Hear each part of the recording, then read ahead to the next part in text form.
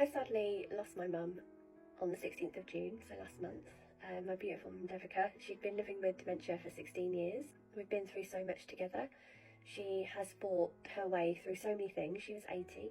She was taken to hospital with pneumonia, which we think was caused by aspiration, which turned into sepsis. And after 1 week of treatment and 2 weeks in the palliative ward, those 3 weeks I spent by her side, and I definitely think they were the saddest and probably will be the most cherished moments of my life. I've never been through this process, especially watching someone pass away slowly. It's definitely not what you see in the movies, is it? But I'm so grateful for that time I had with her. I've been struggling with things that I thought I would struggle with. When you have a loved one with dementia, you kind of are preparing yourself for this for years, especially in my case with mum, because it was so long.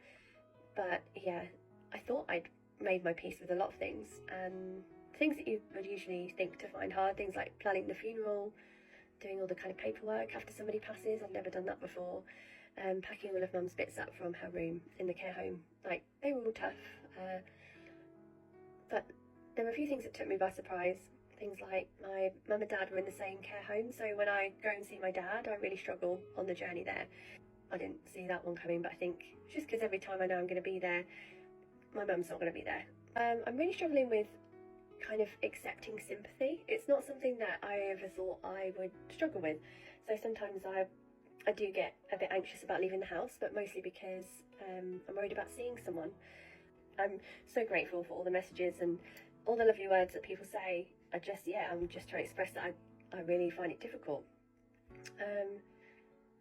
I guess one challenging thing when you have two parents with dementia is that we decided as a family it was best that my dad isn't aware of what's happening, and that's due to his kind of journey with his dementia, where he's at. He would remember and process what we were saying at the time, but then literally 5 minutes later he wouldn't remember what we said, but he would remember how he felt, so he would know it was something really sad, and we just don't want him to be in that loop. But every time I see him, no, it's mostly when I leave him. When I see him, I'm fine. It's when I leave him to come home from visiting him, I feel so bad. Like, I just think about my own partner, Adam, who I love so much. Like, I couldn't imagine ever not knowing that he's passed away. It makes me upset even talking about it, really. But I have to remember it's for the best. But yeah, I struggle with that. I feel like I'm grieving for mum, but also grieving for dad for mum. That makes sense. I'm the kind of person that I'll try my hardest to not let my fears stand in the way of my life, and I feel like the thing that's helping me the most is gratitude. And I know that sometimes you can't help but feel sad, and it hits me like a ton of bricks sometimes, because it's just the thought of never seeing her again. And when I think about her journey and how much she's been through, it makes me sad.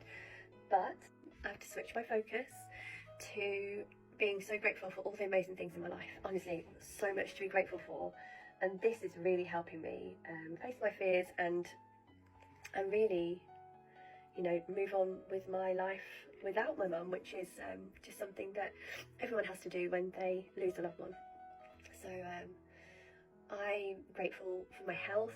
Like, having both parents with dementia, it's something that I really focus on because I think I'm quite high risk. I'm really grateful for the love I have in my life, my partner, his daughter Madeline, who I love with all my heart, like my dog Thor, my dad, obviously, my whole family, my sisters. Like, when you look around you, there's so much to be grateful for, and I feel like when you practice gratitude, you can't help but feel amazing when you think of all the amazing things in your life. So